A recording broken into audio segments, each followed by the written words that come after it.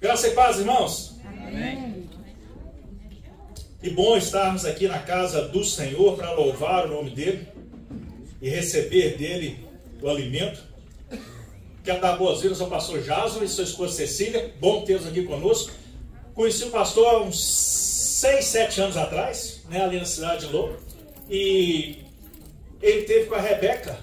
Esse final de semana a Rebeca convidou. Ele falou, já tem um tempo que eu quero ir lá, vou. Privilégio tê-los aqui, ter a oportunidade, volte sempre. Eu espero que Deus enche o coração de vocês como Ele já tem feito. Amém. Irmãos, que desafio que nós temos diante de nós. Servir a um Deus único, verdadeiro, um Deus justo, um Deus bom, amém? Amém. Mas é um Deus também de justiça, amém? Amém. Então é um Deus também que nos vigia, que cobra, um Deus que acompanha o nosso dia a dia. Se você olhar, irmãos, todos os sermões que foram pregados desse púlpito, juntamente com as ministrações das quartas-feiras e boa parte da célula, você vai perceber que todos eles têm um objetivo em comum: criar em nós, formar em nós uma identidade. Por isso é muito importante que você participe das atividades da igreja. Nenhum sermão aqui é pregado só por ser pregado. Há uma sequência, há um objetivo, né? E aí se você falta 2 domingos, aí você se perde. Aí você vai levar mais 2 domingos vindo à igreja para enganjar de novo. Então você perdeu 4 semanas, né? É importante para que a gente crie a identidade, e é de identidade que eu quero falar hoje.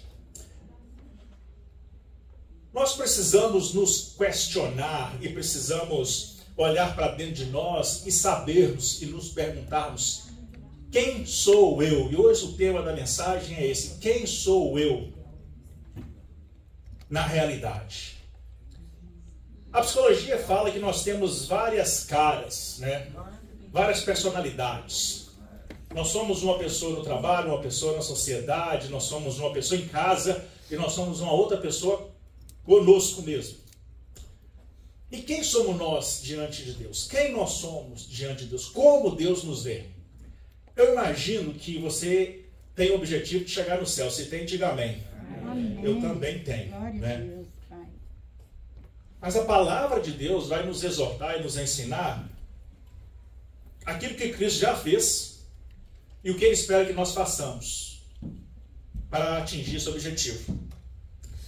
Para aqueles que perseverarem até o fim, e só os que perseverarem até o fim vão receber a coroa da vida. Perseverar até o fim. Através do profeta Isaías, é o profeta Isaías, Deus diz o seguinte: esse povo louva com seus lábios, mas o seu coração está longe de mim. Irmãos, há um perigo nos nossos dias de louvar a Deus com os nossos lábios, mas o nosso coração está desconectado dele. Deus merece toda a honra e toda a glória. Deus merece o nosso empenho. Mas há uma mentalidade hoje, no meio cristão, que veio lá de fora do mundo exterior, principalmente por causa da classe artística, que resolveu entender e comparar e dizer e viver como se o cristianismo fosse igual ao budismo e a outros ismos por aí. O cristianismo é diferente, porque o Deus do cristianismo é vivo, amém? Amém. E há várias outras mudanças. Então os artistas, é interessante ser evangélico, ser cristão, né? Então eles acharam interessante, vieram para cá e são, por natureza, formadores de opinião. Formam boas ou más opiniões. Normalmente más opiniões, não é? A classe artística e a televisão tem uma influência muito grande na nossa vida, principalmente nós brasileiros. Nós somos, de muitas maneiras, educados pela televisão. E hoje a gente percebe que, realmente era uma coisa errada, um perigo. Então eles vão banalizando tudo. A tônica hoje é Deus é amor. Ótimo. Isso é mentira? Não, é bíblico. Mas a distorção que o diabo cria, como criou desde o começo lá no Éden, Ele continua criando. Deus é amor, mas Deus é justiça. E as pessoas acham que Deus é amor, e porque Ele é amor, está tudo certo. Eu posso viver de qualquer maneira. Até poderíamos, se a Bíblia dissesse assim. Mas o que a Bíblia ensina é algo muito mais profundo, é algo muito mais sério. A palavra de Deus nos diz que de Deus não se zomba. A gente não pode brincar com Deus. A gente tem que ter respeito por Deus. A gente tem que ter, sobretudo, obediência a Deus. Então, a gente percebe que há uma falta de identidade. Há uma falta também de compromisso. Eu falava isso com o Mike à mesa hoje, né? A gente quer receber, sim, tudo de Deus. É legal estar na presença de Deus, no meio dos crentes, na igreja. Quem não quer estar, não é? Mas depois que a gente sai daqui, a vida continua. E ela não pode mudar, ela tem que ser a mesma. Você sabe quem você é? Você se conhece?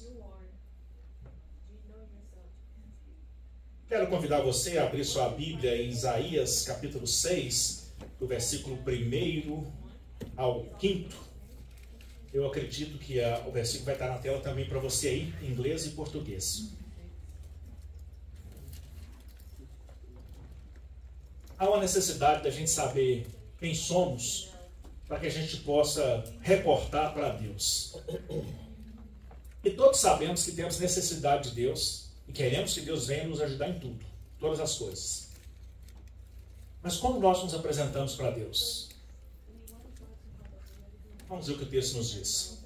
No ano em que morreu o rei Uzias, eu vi também ao Senhor assentado sobre um alto e sublime trono, e a cauda do seu manto enchia o templo. Serafins estavam por cima dele, cada um tinha 6 asas, com 2 cobriam seus rostos, e com 2 cobriam seus pés, e com 2 voavam. E clamavam uns aos outros, dizendo: Santo, Santo, Santo é o Senhor dos exércitos, toda a terra está cheia da sua glória.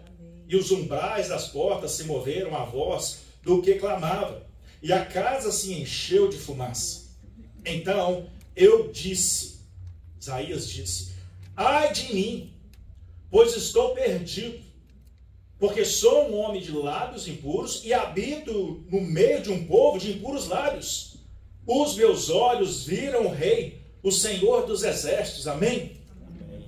Vamos orar. Santo Deus e amado Pai, que a tua presença continue sobre as nossas vidas, que o teu Espírito Santo tenha total liberdade de ministrar a palavra nos nossos corações, de acordo com o entendimento de cada um, que a palavra nos seja revelada por ele, para que nós possamos ter todo o entendimento e por ela sermos transformados para a honra e glória do teu nome, no nome do Senhor Jesus. Amém. Amém.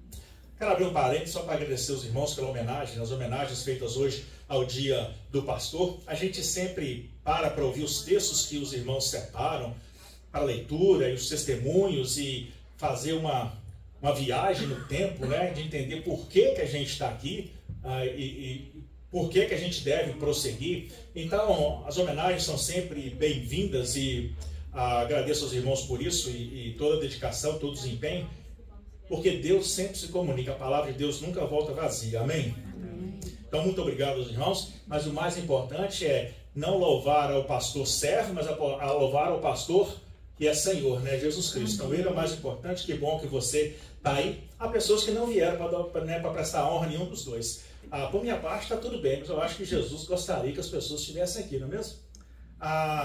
Eu estou, depois de muito tempo, gravando essa pregação, está sempre no Facebook, mas essa eu estou gravando porque eu preciso que a igreja ouça o desafio que a mensagem nos traz. Porque nesse processo de tentar criar, de formar nossa identidade, em quem nós somos, as pessoas que estão aqui estão quebrando a corrente. Então umas vão entender a mensagem, vão seguir, mas se outras não entenderem, elas vão se sentir desconectadas do todo. Então eu pretendo mandar a mensagem depois, espero que as pessoas ouçam a mensagem, porque o objetivo é um só, é para que a gente se alinhe, a gente cresça, a gente se fortaleça. Então nós precisamos disso. Então eu vou mandar para que todo mundo veja, porque a gente precisa trabalhar nisso. Nós temos inúmeras horas durante a semana, 7 dias e 24 horas, né? E o culto dura pouquíssimo tempo. Eu já contei um testemunho aqui de um pastor que estava orando e dizendo que amava a Deus e recebeu de Deus, ouviu de Deus uma pergunta: você me ama mesmo? E aí foi um choque, não é? Puxa, esse pastor parou para pensar e foi perceber: peraí, eu não estou amando o Senhor como eu preciso amar. Eu estou usando o Senhor. E muitas vezes, irmãos, sem perceber, nós também estamos só usando o Senhor, sem amá-lo. A palavra de Deus diz que pelos frutos os conhecereis. E que frutos nós temos dados para Deus? Porque se eu escolho ficar em casa ao invés de estar na igreja, tem algo errado. Há problemas, há pessoas doentes, há pessoas que estão em viagem, tudo isso faz parte. Mas eu preciso ter essa consciência de estar na presença de Deus. Isaías teve essa consciência de quem ele era, um homem pecador, vivendo no meio de gente pecadora, então ele também era pecador. E nós também, infelizmente, somos pecadores. Seria ótimo se a gente conseguisse aniquilar todos os pecados das nossas vidas. E pensando nessa mensagem, orando hoje de manhã, eu dizia para Deus: Deus, são tantas formas de pecar, são tantos sentimentos, são tantas coisas que a gente não tem controle, que a gente acaba errando e pecando. É pecado de omissão, é pecado de ação, é pecado porque fez, porque não fez, porque pensou, porque sentiu. Então nós precisamos desesperadamente da graça e da misericórdia de Deus. E sobretudo nós precisamos entender como essa graça e essa misericórdia se aplicam à nossa vida, para que a gente não esteja nos enganando com uma religiosidade ao invés de fé. Sobre tudo que nós ouvimos até agora, nesse ano, no mês de maio, falando sobre as questões familiares, hoje, o restante do mês, a ideia é despertar a cada um de nós, para entender que não há em nós perfeição, mas que Deus espera que a gente siga nesse caminho. Então o profeta Isaías reconheceu o seu pecado, nós vamos ver outras pessoas que reconheceram os seus pecados. Mas reconhecer o pecado num sentido mais profundo. Não basta saber que eu sou pecador, eu preciso entender o prejuízo que esse pecado me causa, o dano que ele me traz. Nós gostamos de amigos que são fiéis a nós, não é mesmo? Se eles deixam de ser fiéis, nós deixamos de ser amigo deles. Normalmente acontece assim, há um rompimento, ou pelo menos um afastamento, um esfriamento. Deus também espera de nós fidelidade, compromisso com Ele. Eu não sei você, mas eu não confio em mim para nada, eu confio em Deus. Amém. Eu falo com Deus todo dia de manhã, eu falo: meu Deus, me livra de acidentes, me conduz, livra-me de pessoas mal intencionadas. Acho que eu tenho que parar de orar por isso, né? Fico orando para não ter pessoa mal intencionada, a igreja continua vazia, não tem conversão. Tem que deixar as mal intencionadas virem para que o Espírito Santo as convença do pecado, não é mesmo? Mas eu sou completamente dependente de Deus, irmãos. Não tem nada em mim que eu confie. Para dizer, eu já tenho 30 anos de América, então já estou bem estabelecido. Para dizer, eu tenho conhecimento. Para dizer, eu tenho tal licença, título tal, meu trabalho é tal. Nada, nada. Diante de Deus, eu sou frágil e indefeso como uma criança. Eu preciso dele, sem ele, para mim não dá. É o ar que eu respiro, literalmente. É a presença dele. E eu, sinceramente, eu queria ser muito mais santo do que eu sou. Porque esse Deus merece muito mais de mim. Um dos grandes problemas da humanidade hoje é uma filosofia chamada humanismo, e nós já tratamos disso aqui. Não posso correr na fala que a irmã está traduzindo ali. Há muita gente hoje se autodeclarando sábia, detentora da verdade. Pausa para você pensar. Mas que há, na verdade, é uma profunda falta de conhecimento de si mesmas. Pessoas que acham ser algo que estão, na verdade, longe de o ser. A internet, irmãos, está cheia de sábios. Antigamente, tinha televisão. E antes da televisão, rádio. Mas a gente via os artistas na televisão e todo mundo queria ser famoso. Ah, se eu tivesse a chance de estar na televisão, um ator, um artista, né? Sabe o que aconteceu? Hoje todo mundo tem a televisão na mão, a câmera só sua, para falar o que você quer. E as pessoas estão aí na internet falando o que querem, tornando-se doutores de si mesmos. Então, é opinião sobre comida, opinião sobre tratamento de saúde, opinião sobre tudo que você pensar. E aí a gente se pergunta, peraí, parece que faz sentido o que essa pessoa está falando. Agora, quem é ela para falar? Qual é o background? Qual é a formação dela? A gente nem sabe. E muitas vezes a pessoa está emitindo apenas uma opinião, que não tem nada a ver com a realidade. E às vezes, aliás, tem um médico, eu não vou falar o nome dele não, mas ele é especialista em tudo, e ele cita relatórios de tudo. Eu nunca vi ele mostrar um relatório. Eu também acredito naquilo que ele fala. Pratico algumas coisas que ele ensina. Mas se eu vou falar, houve um estudo da Universidade de Columbus no ano de... Eu preciso apresentar esse estudo.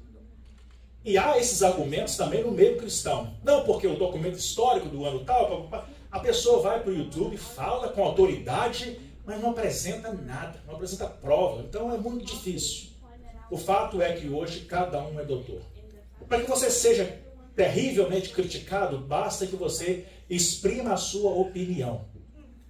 O burburinho dessa semana, o maior deles, que são vários, foi de um pastor aí que pregou sobre o que a Bíblia fala sobre o homossexualismo.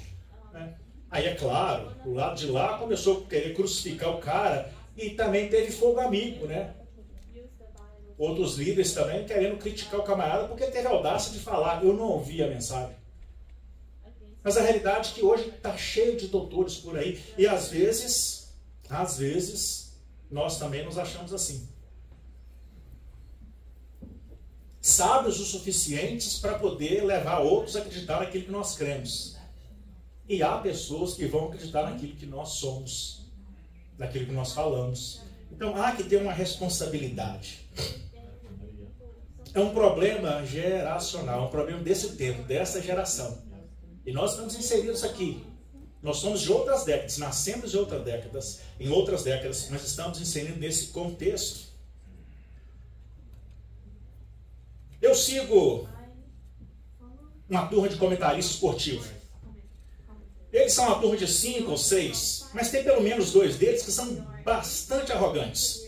Eles se acham sábios acima dos demais. A soberba deles é tanta que eles são incapazes de enxergar que tem diante deles uma imensa massa de jornalistas e de torcedores que estudaram, se prepararam e são formados para emitir, uma opinião. Mas eles estão lá emitindo a opinião deles como se eles tivessem um doutorado para fazer aquilo. O que eles fazem é simplesmente pegar a informação que outro jornalista já soltou, publicar e repetem a notícia em seu canal como se eles estivessem trazendo uma notícia nova. Eles são apenas repetidores daquilo que ouviram aqui e acolá. E é um perigo, irmãos, porque há crentes que são repetidores daquilo que ouviram aqui e acolá. Paulo, escrevendo a Timóteo, eu cito esse texto dominicalmente, você já sabe de cor, fala que no final dos tempos seria assim. As pessoas procurariam aqueles doutores que iriam pregar aquilo que elas quisessem ouvir. Esse tempo chegou, a internet está aí para que você possa ver. Mas essa turma de radialista não, eles são só comentaristas, tem um canal no YouTube. Apesar de eu não gostar deles, toda semana, todo dia eu estou lá ouvindo eles.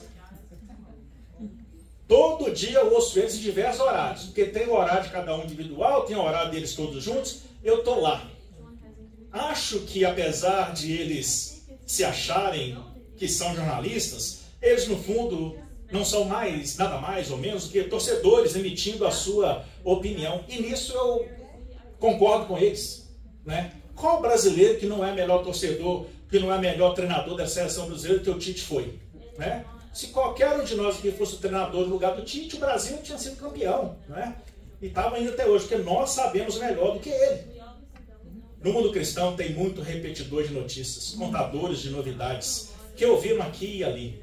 Agem como se tivesse autoridade, embora não tenham nenhuma. Eu tenho falado para vocês aqui, irmãos, que a distorção da verdade é pior do que a mentira.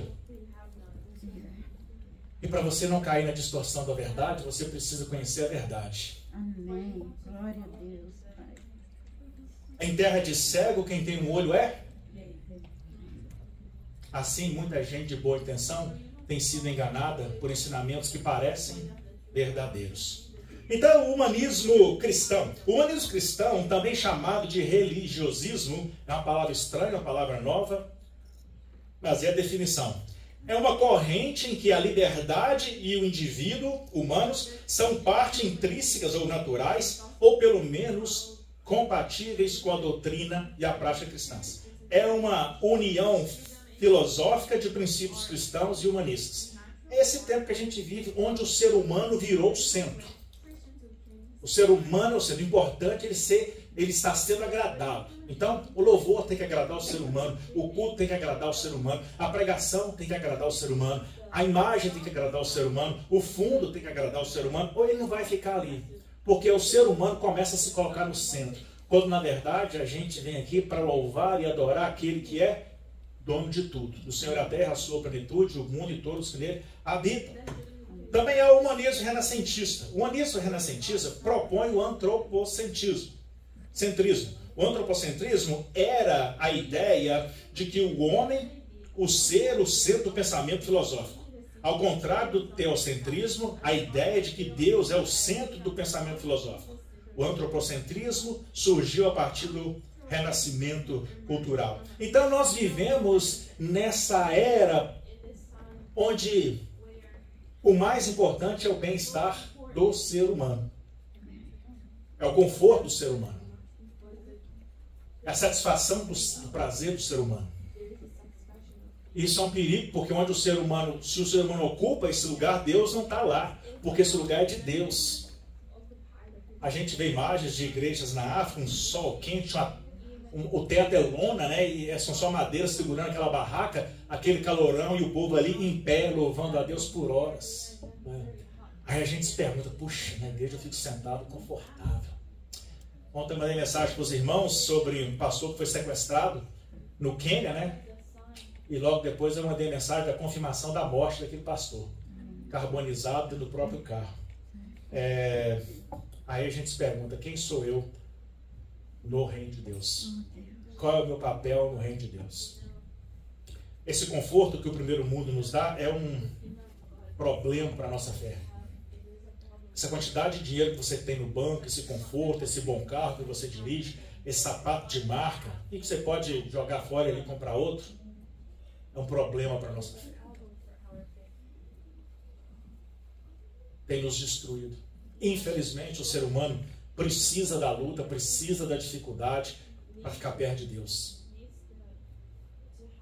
Precisa estar sofrendo, apanhando, precisa estar ameaçado para correr para Deus. E aí eu sou pastor de igreja local. E aí eu vejo um pastor missionário que foi morto, muito provavelmente pela palavra que pregava. As investigações vão dizer. E não foi. Esse foi dessa semana, né, irmãos? Mas aconteceu o tempo todo. Pastores perseguidos, suas casas queimadas, às vezes queimado com a família toda dentro de casa, por pregar a palavra de Deus. E a minha pergunta é: quem somos nós para o reino de Deus? Há uma necessidade de fazermos uma reavaliação dos valores que estamos aplicando à nossa vida cristã. Filtrando tudo pela ótica do Espírito Santo. Não a lógica humana, mas a ótica do Espírito Santo. E baseado naquilo que é sagrado e tendo como objetivo e meta uma vida de santificação, onde Deus é o centro e dele parte todas as diretrizes que irão nortear as nossas vidas. Eu fico impressionado como que Deus não desiste de nós. E eu fico impressionado como que Deus não desiste de mim. Para você não achar que eu estou apontando o dedo para você. Como Deus cuida, como Deus insiste, como Deus provê. Abre portas onde não tem portas, cria soluções. Amém. Abre caminhos. Glória a Deus, Pai. Glória a Deus, Senhor. Precisamos enxergar as coisas que Deus faz nas nossas vidas e precisamos entender que não é porque nós merecemos. Precisamos entender que nós não merecemos absolutamente nada daquilo, nada do que temos, nada do que somos, mas Ele provê todas essas coisas. E nós temos que nos relacionar com Deus de uma forma diferente. Deus tem sido a coisa mais importante da sua vida? Há controvérsias, mas alguém vai dizer, não. Minha família vem em primeiro lugar na minha vida, eu tenho que cuidar da minha família, etc. e tal. Mas foi Deus que te deu até a família. E você só tem a família, só está durando porque Ele está permitindo isso. Porque Ele tem que tirar a mão de bênção, até a família vai embora. Entende? Então, como que a minha família vai ser mais importante que Deus na minha vida? Não faz sentido.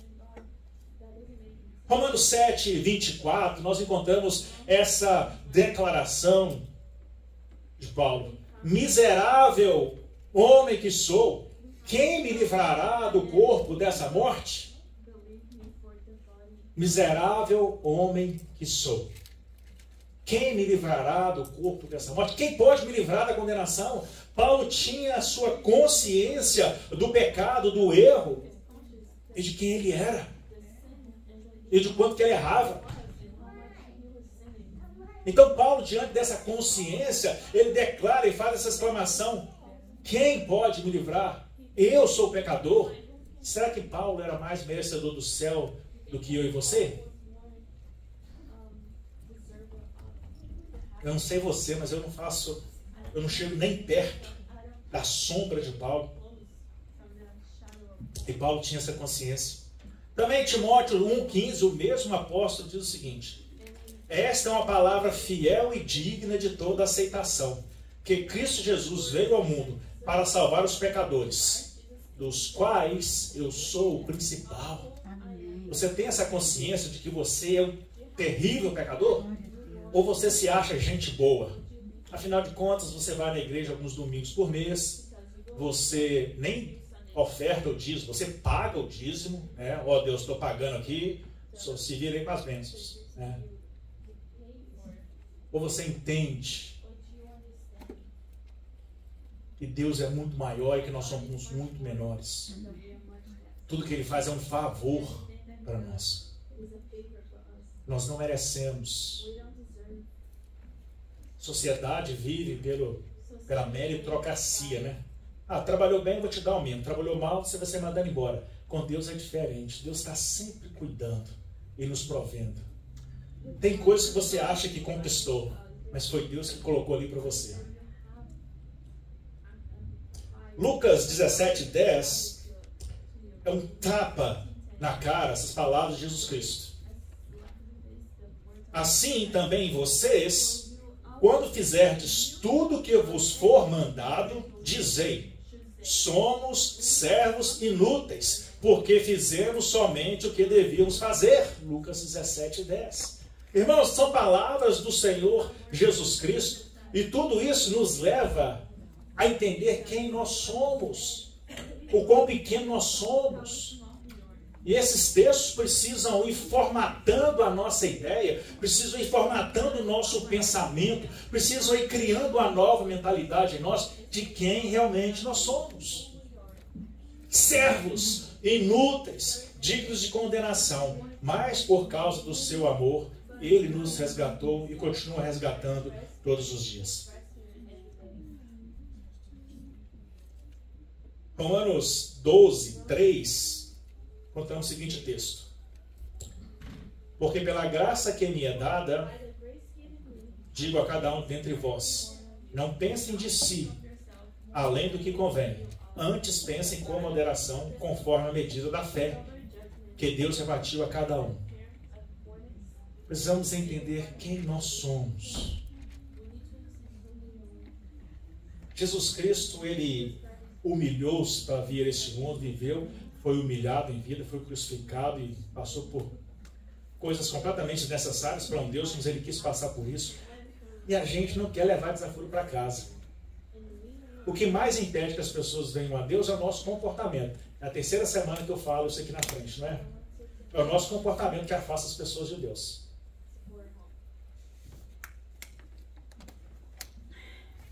Nós precisamos ser humildes no nosso dia a dia. Em todas as áreas, em todo tipo de relacionamento, em todas as convivências. Mas tudo vira uma disputa, a gente quer ganhar o tempo todo, né? No reino de Deus é diferente. É como se a gente desligasse do mundo lá fora para ligar a tomada. No cristianismo viver assim. Não dá para ligar e desligar, então a gente precisa ser o tempo todo cristianismo. Amém?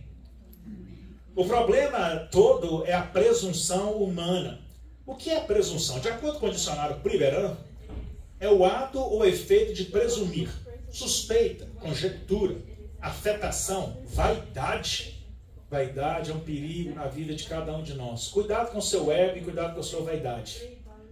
O ego e a vaidade destrói muita gente, desde sempre. Começou lá ainda com Satanás e continua pela humanidade afora. Sentimento ou opinião de grande valorização que alguém tem em relação a si próprio. Falta de modéstia, vaidade. Cuidado, irmãos, com a vaidade. Todos nós somos vaidosos, todos nós temos vaidade em algum nível. A gente precisa tomar cuidado. Não volto nessa igreja mais. Depois do sermão que esse pastor pregou, eu não volto aqui mais. Não precisa ficar falando comigo que eu sou pecador, não precisa ficar me lembrando disso. Eu já sei. Esse pastor fica cobrando a gente ler a Bíblia, fica cobrando a gente estar na igreja. A gente já sabe disso. Não precisa ficar falando disso. Né? Às vezes a gente é assim. Mexe com a nossa vaidade. Eu não quero mais ouvir isso. O gostoso de ouvir é o evangelho coach que é pregado por aí. Né? Que te joga para cima, você sai daí se sentindo um Deus, um semideus, não é mesmo? Mas não é a verdade bíblica. Provérbios 3:7. Não seja sábio aos teus próprios olhos. Teme ao Senhor e aparta-te do mal. Provérbios 26:12. Tens visto um homem que é sábio aos seus próprios olhos? Maior esperança há para o tolo do que para ele. Isaías 5:21. Que aflição espera os que são sábios aos seus próprios olhos e pensam ter entendimento.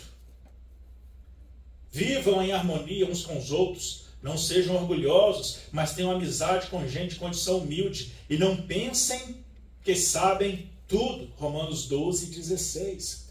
Então, irmãos, a palavra de Deus é que está nos falando o modo com que nós devemos viver. Hoje em dia há uma gama de conhecimento por aí, muito dele errado, né? E a gente precisa conhecer a palavra de Deus para ensinar a palavra de Deus. A gente não pode ser guia cegos guiando cegos, a gente tem que ter algum conhecimento. Alguns anos atrás, em uma das minhas idas ao Brasil, eu li um livro de Wayne Cordeiro, Liderando com um Tanque Vazio. E eu quis ler o livro porque era como eu me sentia. Já tinha muito tempo que eu não tirava férias, eu estava vazio. Falei, gente, esse livro está falando comigo. Porque o que eu estou fazendo é liderando de tanque vazio. Eu preciso me encher de novo para continuar. Né? E a gente tem que tomar cuidado, porque senão eu não posso levar vocês, igreja, a um lugar aonde eu não fui. O pastor de ovelha, quando você vê lá cuidando das bichinhas lá, das ovelhinhas, ele não vai atrás empurrando, ele vai na frente guiando. Então, qualquer lugar que ele vai levar as ovelhas, ele vai ter que chegar primeiro. Se ele não for, não tem como levá-las lá. Então, todos nós que somos líderes e queremos liderar, precisamos ter esse conhecimento. Uma outra coisa que está faltando nos nossos dias, temor a Deus. Está faltando no nosso dia. Está escasso. Cada um cria a sua própria religião, cada um cria o seu próprio... escolhe naquilo que vai acreditar da Bíblia. A Bíblia já não é mais 100% aceita em muitos lugares. Ah, não, isso é ultrapassado, isso é antigo, isso é daquela época. Deus já sabia da nossa época, irmãos. O que nós vemos hoje não é surpresa para Deus.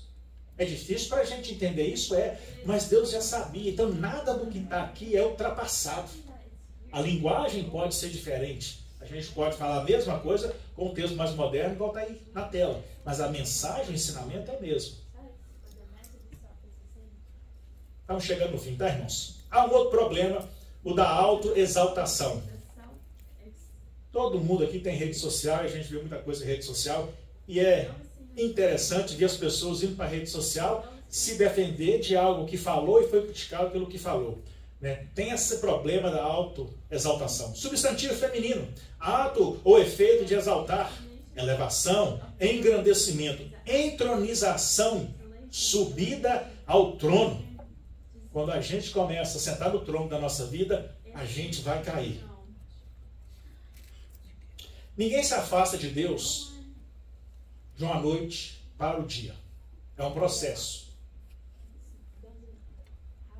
Começo a perder o interesse, e aí eu falo que eu não tenho tempo, ou que eu estou cansado, para ler a Bíblia. Mas é porque eu já estou perdendo o interesse. A Bíblia não está mais interessante para mim. Mas o nosso cérebro vai arrumar a justificativa para a gente não ler a Bíblia. Para mim, a gente não vai orar, porque não consegue concentrar na oração. É a gente arrumando desculpa para isso. Então, aos poucos, a gente vai desanimando. Aí, o pastor faz o culto de quarta-feira pelo Zoom. Estou cansado, não vou assistir não. Deixa para lá. É só ligar e ouvir, o Espírito Santo vai te falar. Aí vem a célula, sexta-feira. Aí já estou cansado, sexta-feira, verão chegando. É tanta coisa para fazer. Também não vou ter tempo. Queria muito ir, mas não vou ter tempo para ir. São desculpas que a nossa mente vai criando para tirar de nós a culpa pelo pecado da desobediência. Foi uma luta sexta-feira passada para a irmã Ana perdoar aqueles que não foram na célula. Que ela preparou a semana inteira a ministração e nós éramos bem poucas pessoas ali, né? Por isso que ela vai continuar falando outras vezes até que todo mundo esteja lá para ouvir, né, irmã? Amém. Glória a Deus. Falou bem, falou sobre o perdão, nós aprendemos, crescemos, tivemos irmãos. Cheguei até a transpirar, porque botaram a pastora na parede com tanta pergunta, né? Mas foi bom, a gente exercita, né? O frio foi embora depressa, né? Cheguei em casa e fiquei acordado até tarde. Mentira, cheguei exausto, tanto responder pergunta, já cheguei dormindo. Mas que bom, eu quero que vocês perguntem. Eu quero que vocês me ponham na parede. Eu quero que vocês façam aquelas perguntas difíceis. Mas não é para inventar, não. É se for pergunta mesmo, se for dúvida mesmo. E aquilo que eu não souber, irmãos, eu vou procurar quem sabe. Porque, sabe, eu não sei de tudo. Não sei de tudo, eu não conheço a Bíblia toda, eu não sei a Bíblia de cor. Então aquilo que eu não souber, eu vou estudar, eu vou pesquisar, eu vou perguntar para alguém com mais conhecimento, mais experiência do que eu. Mas traga as suas perguntas. Aliás, nós tínhamos aqui na igreja um fórum cristão. Quem é das antigas aqui lembra, né? A gente vinha para cá, na época era domingo de manhã, porque o culto era à noite, trazia assunto nenhum, trazia a Bíblia. E sentava aí, daqui um assunto surgia, ou os assuntos surgiam. E a gente trabalhava junto para crescer no conhecimento da palavra de Deus. Então foi um tempo muito bom. Isaías ainda, no capítulo 14, versículo 13 a 15 diz: cuidado com a vaidade, cuidado com o ego. Irmãos, todos nós temos ego. O ego é o seu maior inimigo. Cuidado com o ego. O ego. Porque o ego se ofende, não tem cura. Cuidado. E dizia no teu coração: eu subirei ao céu, acima das estrelas de Deus, exaltarei o meu trono e no monte da congregação me assentarei aos lados do norte. Olha como é que o diabo já tinha tudo planejado na cabeça dele. Subirei sobre as alturas das nuvens, serei igual ao Altíssimo. Olha o que o diabo tinha, que está usurpando, que queria ser igual a Deus. Contudo, levado serás ao inferno, ao mais profundo do abismo. Esse é o destino dele. Mas o diabo quis, a soberba era tanta, a cegueira era tanta, que ele se encheu de si mesmo e disse: eu posso ser o Deus. E sabe o que é pior, irmãos? Achou anjo para o segui-lo.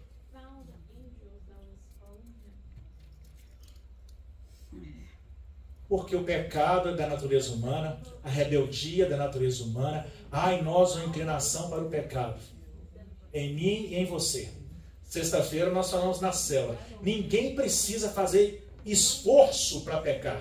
Ele simplesmente acontece. É fácil. O esforço é para subir os degraus da santificação. Então o diabo cresceu tanto, se encheu tanto, que ele queria ser Deus. E tem muita gente dentro dos arraiais do Senhor Jesus Cristo, crescendo demais, querendo ser demais, muito mais do que é, muito mais do que foi chamado a ser, por causa da vaidade, por causa do ego. Cuidado com o ego, irmãos. Cuidado com o ego na igreja, cuidado com o ego em casa, cuidado com o ego no trabalho, na sociedade. O ego é capaz de te destruir. Não deixe o ego dominar a sua vida. Então, pastor, qual é o modelo a ser seguido? O modelo a ser seguido também é bíblico. Filipenses 2, 3 a 8, escrito pelo nosso irmão, o apóstolo Paulo. Ele vai dizer então como que nós devemos ser. E eu e você precisamos aplicar isso nas nossas vidas. Mas você não pode ir embora daqui sem começar a aplicar essa verdade na sua vida. Senão a mensagem vai ser em vão. Aliás, como eu vou mandar mensagem no grupo da igreja, ouça de novo, com mais calma em casa, anote os versículos, cresça. Só depende de você. Não sejam egoístas. Nem tentem impressionar ninguém. Sejam humildes. Considerem os outros mais importantes que vocês. É bíblico. Não procure apenas os seus próprios interesses, mas preocupe-se também com os interesses dos outros. Tenham a mesma atitude demonstrada por Cristo Jesus. Embora sendo Deus, não considerou que ser igual a Deus fosse algo que devesse se apegar. Hoje em dia, né, irmãos? A gente cresce o orgulho. Né? Hoje é dia do pastor. Sou pastor. Né? Meu dia. Vou fazer aqui culto especial, porque eu completei mais um ano de condução ao ministério. Vou fazer outra festa, porque é mais um ano que eu estou aqui na frente da igreja. Afinal de contas, eu estou aqui há tantos anos. Eu já sou ministro há tantos anos. Vamos celebrar. Quantos cultos vocês que são antigos comigo aqui eu fiz por causa de celebrando tempo de ministério, celebrando tempo de condução ao ministério, ordenação? Nunca! Porque a honra e glória não é para mim, é para Deus. Amém. Glória a Deus. A gente precisa se esvaziar de nós mesmos, irmãos. E saber que só dá para estar aqui falando para vocês por causa dele. Tudo é por ele. Então ele não quis ser igual a Deus. Em vez disso, esvaziou-se a si mesmo. Assumiu a posição de escravo. E nasceu como ser humano, quando veio em forma humana. Humilhou-se e foi obediente até a morte, e morte de cruz.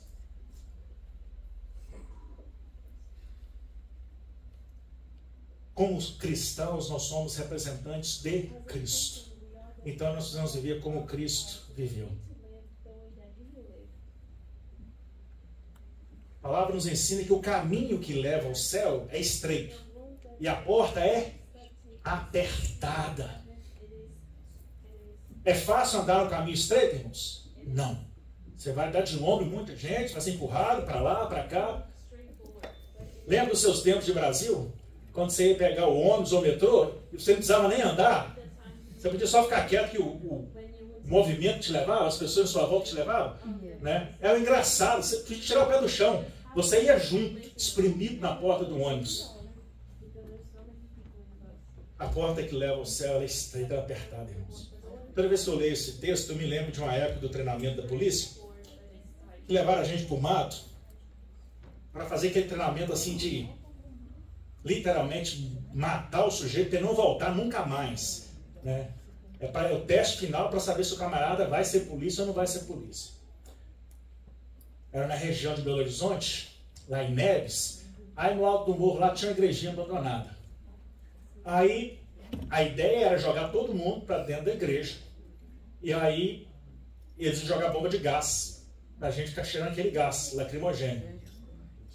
Meu pelotão era o primeiro pelotão, a minha filha era a primeira fila. Então quem foi o primeiro? Eu era o segundo da fila, só tinha uma Malaquias na minha frente. Aí nós entramos e fomos entrando lá para o altar. De repente, aquele monte de bomba. E aquela igreja, aquele lugar apertado, ficou cheio daquele gás branco. Quem já cheirou gás lacrimogêneo? Mike, não volta? É uma delícia, né? Delícia. Você não sabe se chora, se vomita, você não sabe o que acontece. É uma loucura. Imagina isso confinado. Quase 150 homens. Aliás, eram 150 homens ali. Eu olhei lá de cima do palco, do altar onde eu estava, eu vi a portinha estreita. Só deu para ver que era a porta porque o sol passava por ela, mas aquela nuvem branca. Eu olhei para um lado, para o outro e parti. Não falei nada com ninguém. Eu tenho que sair daqui agora. Fui lá, me espremi naquela porta, irmãos. Eu lembro que esse braço ficou preso, ainda eu tentando tirar com medo de machucar, tirei o braço, escapei, já caí para o chão. Eu tenho a certeza que a minha entrada no céu vai ser igualzinha assim, vai ser por pouco. Mas eu vou conseguir entrar, amém? Amém. Toda vez que eu falo dessa porta apertada, eu me lembro disso. Porque era uma briga para passar naquela porta, era uma briga para caber naquela porta. Depois de tudo passado, ninguém desistiu, eles ficaram surpresos com isso. Aí foram falar para a gente. Tinha um sargento que era responsável para jogar a bomba, era uma bomba só. Ele jogou a bomba dele mascou. Aí ele falou no rádio, minha bomba não estourou. Aí o que aconteceu? Os outros montes lá, tenentes, sargento, cabos que estavam lá, ok, sabia, ele mascou, vou jogar a minha. Todo mundo jogou. Depois eles morreram de aperto, com medo de alguém morrer. Aí foram falar para a gente depois que havia passado, não é? Mas o que a gente tem que entender é que viver de modo que agrade a Deus é desconfortável às vezes. É andar dando trombada. Tem que se espremer às vezes. Ou seja, às vezes vai ser desagradável. O que é mais agradável é ficar em casa no domingo de manhã. E minha semana foi difícil, porque eu fui numa festa ontem, porque eu vou na festa hoje. Eu tenho certeza, irmãos, que você e eu também, nós tínhamos motivo para não estar na igreja hoje. Eu tenho absoluta certeza que você tinha motivo para estar em casa hoje fazendo outra coisa. Eu tinha motivo. Meu time ontem não ganhou o jogo, só empatou. Então eu podia estar em casa deprimido, lamentando, chorando, porque o time só empatou. No entanto, eu estou aqui na igreja. Eu vim, porque Deus é mais importante. Né? Eu estou dando esse exemplo bobo, irmãos, para dizer que as pessoas criam desculpas mais esfarrapadas possíveis para não participar das atividades da igreja. E sabe uma coisa recorrente? Eu vou falar para você esse segredo e nunca mais vai acontecer. Quando a pessoa tem uma justificativa real para não poder estar no culto ou na atividade da igreja, ela manda mensagem: pastor, não vou poder estar no culto hoje. Porque hoje eu tenho esse compromisso. Hoje eu estou doente. Agora, quando a desculpa não serve para convencer nem a própria pessoa que vai ficar em casa, ninguém fala nada. A gente já sabe. Irmãos, quem nós somos no reino de Deus, quem nós somos diante de Deus? Eu sei que a mensagem foi mais longa do que normalmente é, mas era preciso passar essa mensagem para vocês. O tempo hoje, para encerrar, eu quero encerrar com uma frase. É natural que os desvios doutrinários aconteçam, mas não sejamos nós parte dele. Amém? Amém. Deus possa te abençoar e completar no seu coração esse desafio que é servir de maneira que agrada a Ele, de esvaziarmos de nós mesmos e de criar uma identidade que comunique-se com a identidade de Deus. Uma identidade que reflita Deus e que tenhamos um comportamento que expresse Deus nas nossas vidas. Vamos orar? Santo Deus e amado Pai, quanto mais a gente se aprofunda nesse assunto, mais desafiados nós vamos no sentido em continuar buscando, aprendendo, para ir aperfeiçoando. Porque nós olhamos para dentro de nós mesmos, olhamos para nós no espelho, entendemos quem nós somos, quão pequeno nós somos, quão fraco nós somos, quão distantes do teu padrão nós estamos. Mas essa consciência é boa, Deus, desde que ela nos leve a essa busca incessante por estar mais próximo do Senhor, por crescer na santificação. Por nós mesmos, nós não conseguiremos. Precisamos, então, da ajuda e do mover do Espírito Santo, nos guiando, trazendo a revelação ao nosso coração, à nossa mente, levando-nos ao pleno conhecimento da Tua vontade, da Tua verdade. Ajuda-nos, ó Pai. Tem misericórdia daquela família lutada lá no Quênia, o Teu servo que foi morto. Tem misericórdia da família dele, cuida, ampara. A gente não sabe que situação eles estão lá. Não entendemos a cultura daquele povo, só tem misericórdia deles, ó Pai. E ajuda-nos no nosso dia a dia. Que a graça do Senhor Jesus Cristo, que o amor insondável de Deus Pai, que as divinas e santas consolações do Espírito Santo, seja com esta igreja, seja com todo o Teu povo espalhado pela face da terra, desde agora e para sempre, ó Deus. Amém. Amém. Que o Senhor te abençoe e te guarde, que a sua semana seja rica da presença do Senhor. Amém?